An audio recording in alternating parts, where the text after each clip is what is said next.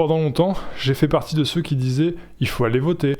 Si tu ne votes pas, tu laisses quelqu'un d'autre décider pour toi. Si tu t'occupes pas de la politique, c'est la politique qui s'occupera de toi, etc. Oui, les abstentionnistes, ils sont méchants. Tous les gens qui passent leur temps à râler, à ouvrir leur gueule et qui en fait vont pas voter. La première fois que j'ai vu la vidéo de Danny Caligula sur l'abstention, j'étais vraiment pas d'accord avec lui. C'est vrai que la question est légitime quelque part, surtout lorsqu'on est face à des personnes comme moi qui sont mine de rien assez politisées et qui essayent d'agir de manière très politique dans leur quotidien et qui se retrouvent à ne pas voter au moment des élections. Il y a une véritable propagande électorale qui réduit la citoyenneté au fait de participer au jeu électoral. Mais à partir du moment où on pousse son analyse, on se demande à quoi concrètement sert le vote et on s'aperçoit que c'est un jeu de dupes, eh ben la citoyenneté est plus réduite à rien. Donc, quand on vient me dire « tu n'es pas citoyen parce que tu refuses de voter », je réponds que la citoyenneté, elle est beaucoup plus large. On est dans une crise qui dépasse de très loin la question du cheval sur lequel miser. Ce n'est pas en mettant les bonnes personnes au pouvoir qu'on aura les bonnes décisions. Ça, c'est le mensonge fondateur de l'aristocratie élective. Si on veut que les décisions soient prises dans l'intérêt général, c'est tout le système qui doit changer. Donc, il faut commencer par réfléchir sur le fonctionnement du système. La plupart des gens, ils veulent un monde nouveau, quoi, où il y ait plus de pouvoir pour les citoyens lambda, si vous voyez. Parce que les gens qui nous représentent, ils sont déconnectés de nos réalités. Il faut mettre les citoyens ordinaires au cœur de la République.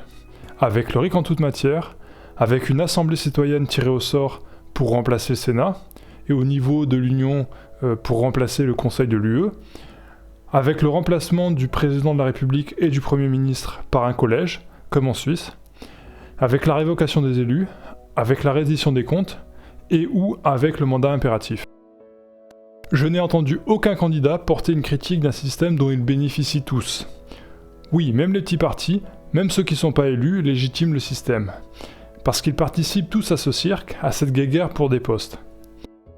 Croire que les élus sont tous les mêmes et représentent les mêmes intérêts, ce qui est évidemment faux. Dites ça à un militant communiste et dites ça à un militant de Front National, s'ils sont les mêmes, vous verrez ce que vous entendrez.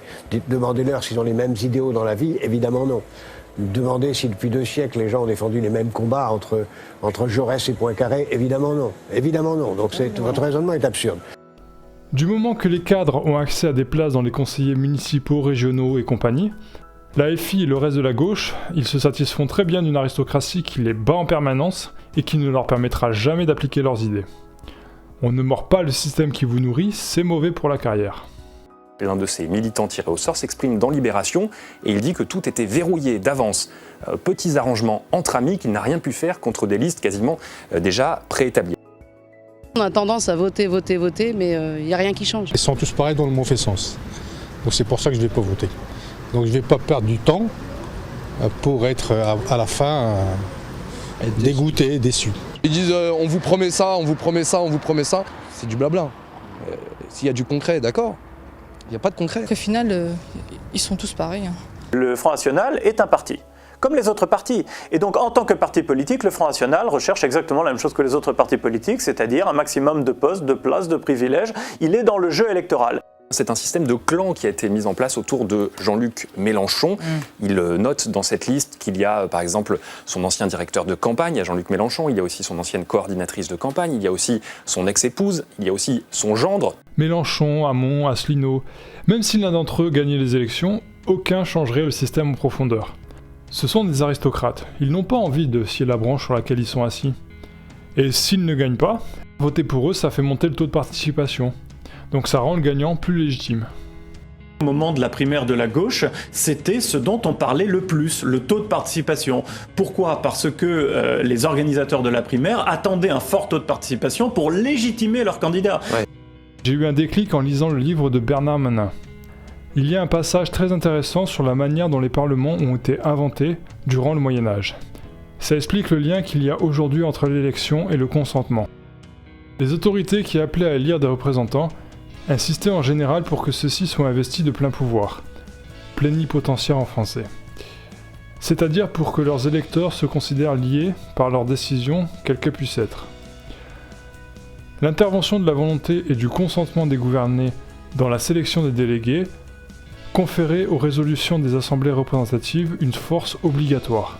Après que les délégués avaient consenti à quelques mesures ou quelques impôts, le roi, le pape ou l'empereur pouvaient se tourner vers la population et dire « Vous avez consenti hier à ce que les représentants parlent à votre place, il faut obéir aujourd'hui à ce qu'ils ont eux-mêmes consenti. » Il y avait dans l'élection comme une promesse d'obéissance. L'abstention active, elle par contre, est un acte mûrement réfléchi, permettant d'affirmer que le système actuel est une arnaque, une sorte de chèque en blanc quoi, et qu'il ne faut surtout pas le cautionner. Et cette logique de pensée n'est pas incohérente, car quand une personne ne veut plus d'une entité ou d'un système, il ne l'alimente plus. Au moins si le système perdure, c'est pas à cause de moi quoi. Jean-Danix, tu crois vraiment que l'abstention va changer quelque chose? J'en sais rien, moi je cherche juste à décrédibiliser le système, à lui enlever toute légitimité. En fait, il y a une composante de l'abstention, fondamentalement, qui est une forme de rejet du système, encore pire que voter blanc ou voter extrême. C'est faites vos trucs entre vous, ça ne me concerne pas, ça ne change rien à ma vie. Et me parlez pas du vote blanc. Même si ça pouvait annuler une élection en disqualifiant les candidats, on reste dans la logique de choisir des chefs. C'est pas avec le vote blanc qu'on va changer la Constitution. Et ensuite, mon argument préféré, c'est « Ouais, mais tu sais, il y a des gens, ils sont morts pour que tu aies le droit de vote. » À cela, j'ai une chose à dire. Ceux qui sont morts pour le droit de vote n'aspiraient probablement pas à un régime aussi peu démocratique et aussi peu représentatif. Et surtout, le combat des hommes du passé pour un progrès, certes indéniable par rapport à la monarchie absolue, ne doit pas nous empêcher, nous, de continuer à nous battre pour de nouveaux progrès qui paraîtront peut-être pour des évidences pour les générations futures. L'aristocratie élective, c'est toujours mieux que la royauté, mais la démocratie, ça serait mieux que l'aristocratie. Quand vous regardez le taux d'abstention, notamment des jeunes et des catégories les plus pauvres, pour résumer, au premier tour des départementales, vous avez 7 jeunes sur 10 qui ne sont pas allés voter, et vous avez 7 vieux sur 10 qui sont allés voter. Ça vous donne une idée de la déformation du corps électoral par l'autosélection. Je ne vais pas voter, ça ne me concerne pas, ça ne change rien, ça ne sert à rien. On a effectivement des élus qui sont élus par une toute petite minorité de la population qui n'est pas représentative du corps électoral potentiel, puisque cette population elle est plus âgée, elle est plus diplômée, elle est plus favorisée économiquement. Évidemment, cette situation où il n'y a que les classes supérieures qui votent, ça arrange les aristocrates. Si l'abstention ne leur convenait pas, il y aurait depuis longtemps une inscription automatique sur les listes électorales. Malgré tout ce que j'ai dit, je pense que la solution passera par les urnes, et pas par la rue.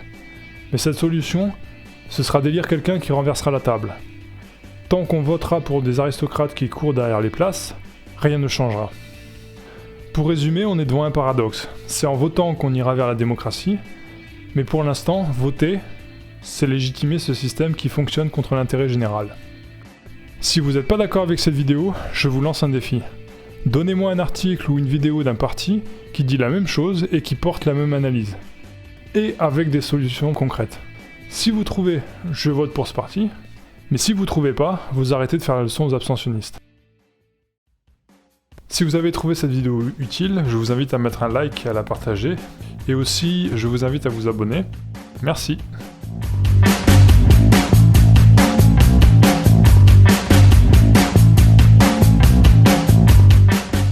Insister en général pour que ceux-ci soient investis de plein pouvoir. C'est-à-dire que leurs électeurs, plénipotentiari, c'est l'italien, plénipotentiaire, comment ça se dit ?